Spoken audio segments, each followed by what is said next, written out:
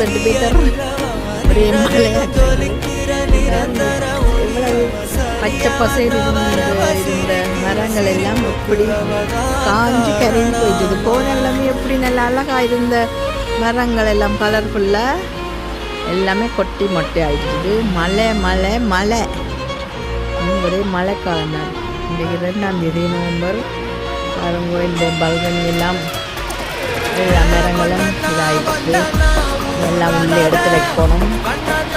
ரோசா மொட்டை போட்டுருக்குது. ஆனால் சூப்பராக சான்ஸே இல்லை. இப்படியே கருவிடும். நம்ம உள்ளே எடுத்து வச்சு விட வேண்டியதுதான்.